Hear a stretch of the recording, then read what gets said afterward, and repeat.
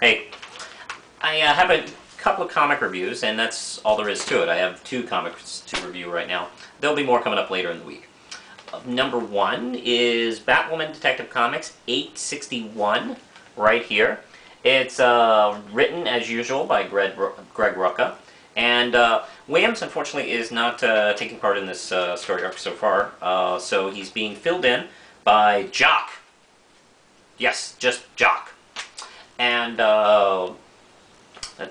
what's going on is Batwoman and Dick Grayson are at the same time going after these 2 sets of criminals, 2 very different criminals.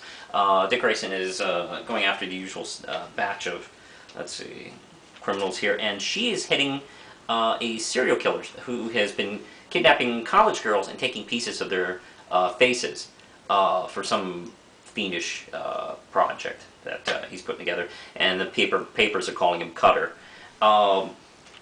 There's a little interaction with Maggie Sawyer, and where they compare notes. Maggie not realizing that they had danced together just a couple of issues ago at a party, and that comes after Batwoman freeing one of his victims before he could take her eyes, and he is still on the loose. Now, Kathy goes to see her cousin, who is also a college girl, and, you know, just checks in with her. She's a little worried. And at the end of the scene kind of ends creepily because somebody's watching and taking pictures of her. And her and Dick Grayson are basically, they don't interact at all in this issue. And I assume during this story arc, their paths will meet somehow during their investigations. And of course it ends with Cutter at home piecing together the pictures. Her cousin's ears will be... Well, actually, he's just going to take one of her ears. He's got somebody else over here. Very unpleasant fellow. And, okay, there's the backup story with the question. What's been going on with the question? Oh, it's Greg Rucka again and Cully Hamner. And Huntress and... has been helping her out, the question, and Tot, hitting this crime syndicate. First it started with sex slave, now it's been going to gun running and stuff like that.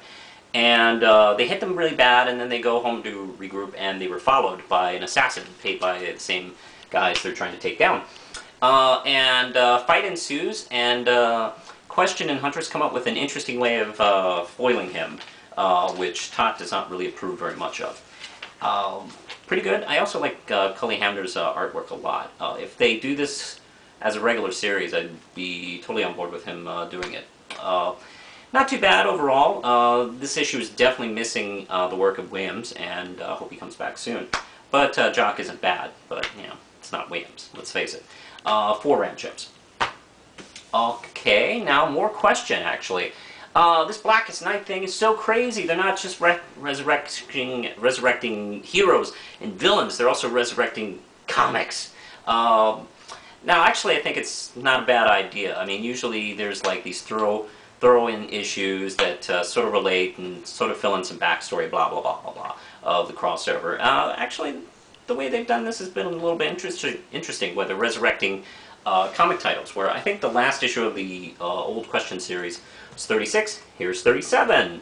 So you can just throw it in with your regular collection.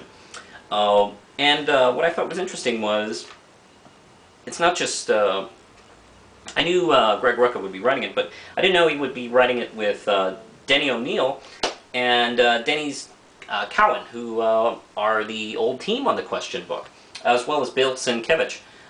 Doing the inks to kind of give it that kind of Bill Sienkiewicz-y kind of look.